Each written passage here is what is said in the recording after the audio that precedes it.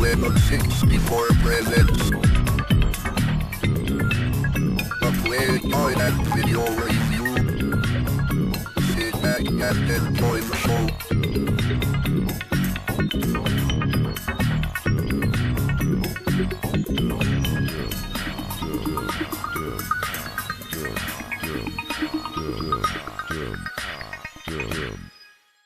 Hi there, welcome to another Lemon 64 Play Guide and Review. In this week's episode we'll be checking out Otherworld, developed by Andrew Morris and not released at all. I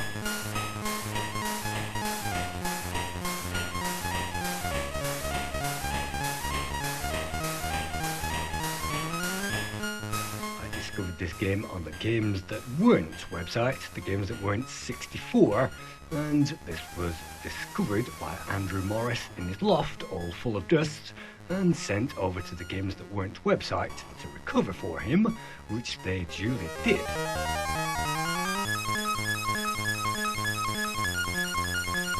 Unfortunately, some of those discs had bit rot, and it was a difficult time to reconstruct the data onto a C64 disc, but the Games That Weren't crew managed to do it, and so we are now playing an almost complete version of the game which was never released to the public.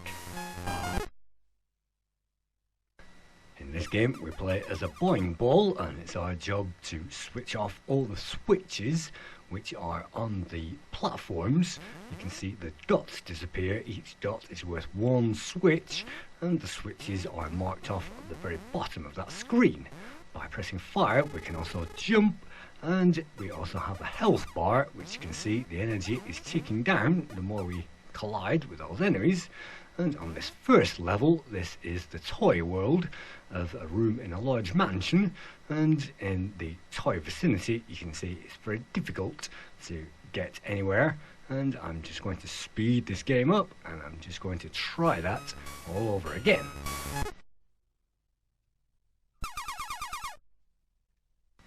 Apparently there are 6 levels to this game. This is level 1, and you'll also find a kitchen world and a plant world as well, where we have to get over various obstacles, but it's very difficult in this game because those lights stay lit very quickly, and toggling those is very easy to do, and it's also difficult to jump around the landscape because you have to jump at a critical point, and if you don't jump at that critical point, well, you will not make it. And so trying to light all these lights and trying to get back just like this isn't easy, but it is entirely possible. You cannot collect the ones to the left, so I'm going to have to go right, and by ascending these movable ladders I can then move across the top and collect all those switches.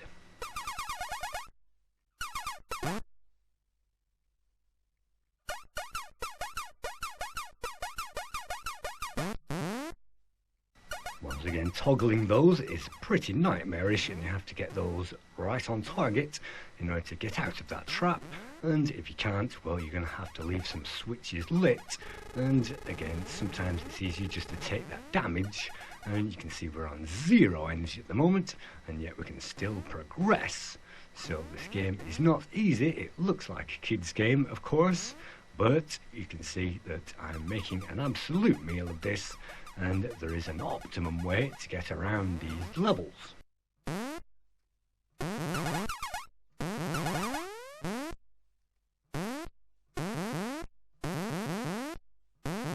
In this game the jump is very limited, and it's not always possible to jump back on ourselves, and therefore we can't get on that top level from that position we were on before.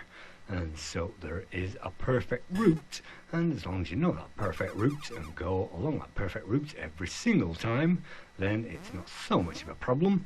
And I figure if you go this way along the corridor, then you can select all those switches and switch all those off, but perhaps we're actually meant to go the other way from the start and maybe even avoid this section altogether, because you can see how difficult it is for me to boing up there.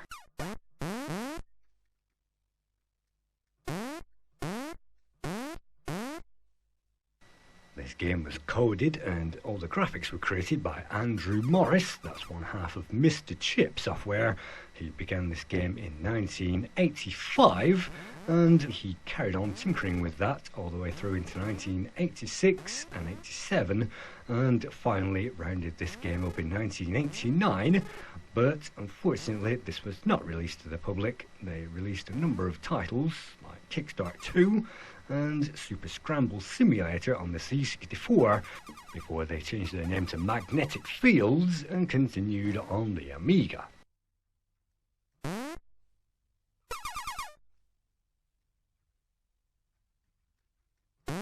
On the 64, I've managed to find my way towards the exit of this very first of the 6 levels, but unfortunately I cannot get through that exit door, mostly because of the pixel perfect jumping required, but also because we have 94 switches still left to find. I think the animations are very smooth and almost comical, and it's a pity that robot doesn't move around, but you can see that this game is well coded. It even gives us an explosion when we die, but unfortunately it's also a little bit difficult, and if you thought these colours were a little bit bland and boring, well, let's try that again with a different colour setup, and let's try this game all over again.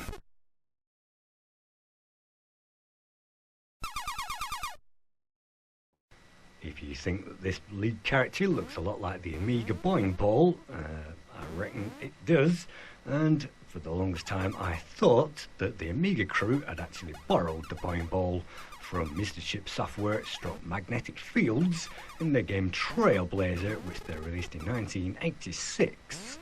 But no, Dale Luck and R.J. Michael created the Boing ball demo, which was released in January 1984 at the CES show in Chicago. So 1984 the Boing ball came first, Trailblazer came second, and Trailblazer 2 was also released, and then this game came along. Well, it was completed in 1989. So the Amiga crew definitely came first, and perhaps Magnetic Fields had already seen the Boing ball demo, and perhaps that's where they got the idea from.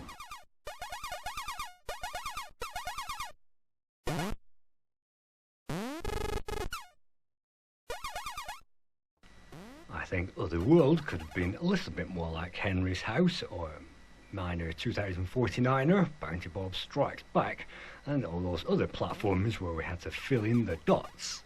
This game also reminds me of Carve Up on the Amiga, where we play as a car and we have to yet again take away all those dots from platforms, and playing as a car is sometimes a little bit more fun than playing as this ball.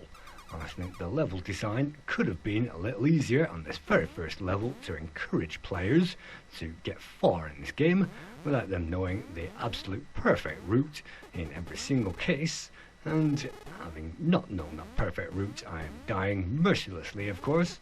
And I think although the graphics are very cartoony and very fun, there is no music in the game, and these jumps, these pixel perfect jumps, do require some ounce of patience, and if you don't have patience, well, that energy is going to disappear.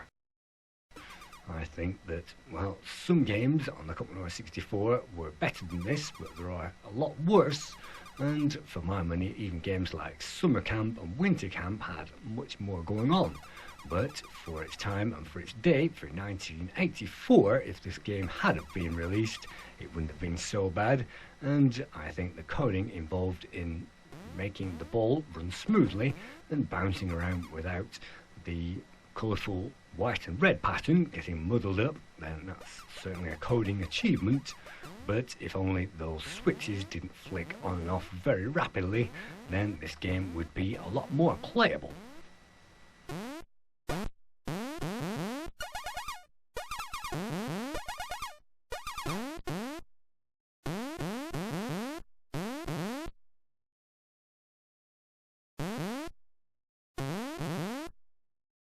if you make a mistake and forget to pick up all those switches or activate those on the first half of the level, you cannot even go back, and that is yet another one of those things which puts off the casual player because they don't realise that they can't go back, and that's one of those trial and error things, of course.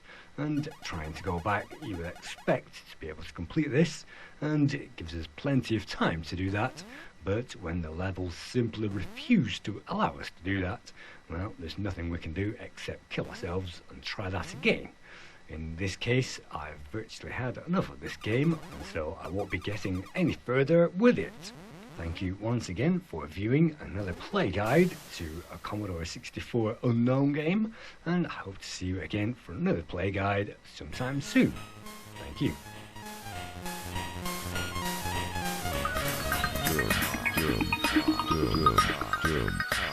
Yeah.